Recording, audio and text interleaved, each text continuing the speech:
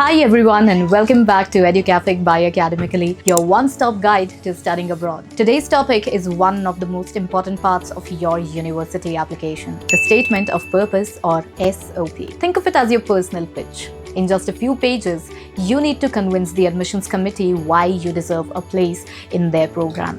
If you're from a healthcare background, medicine, nursing, pharmacy, dentistry, physiotherapy, your SOP is even more important because this is where your passion for helping people meets your academic ambition. Let's break down how to create an SOP from the scratch. First, understand what an SOP is meant to do. It's not a CV, not a list of marks. It's your chance to connect the dots between your past, your present, and your future.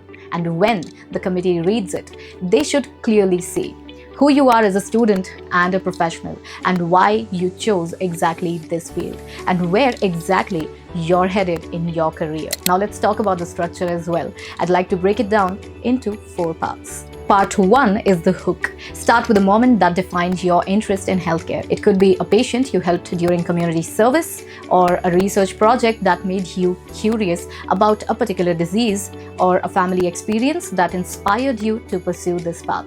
The first paragraph should feel personal and absolutely unique. Now part 2 is your journey so far.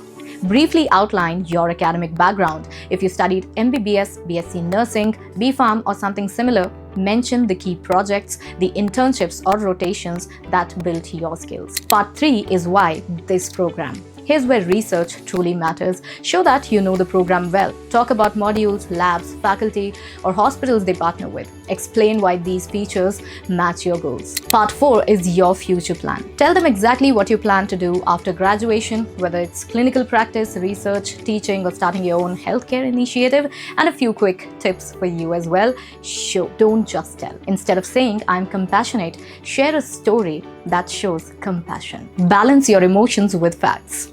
Passion is important, but back it up with achievements and skills. Be concise. Most SOPs work best at 800 to 1,000 words. Use a professional but a personal tone. Imagine you're speaking to a respected mentor. And some common mistakes that you must watch out for. Start with a cliche line. "I have always wanted to become a doctor." That's not to be done. Copying someone else's SOP from the internet? Absolutely not. Listing everything you've done without connecting it to your goals? Don't do that. Forgetting to proofread? That is a must not do. Grammatical errors can ruin a good SOP. Remember, your SOP is your story and no one can tell it better than you.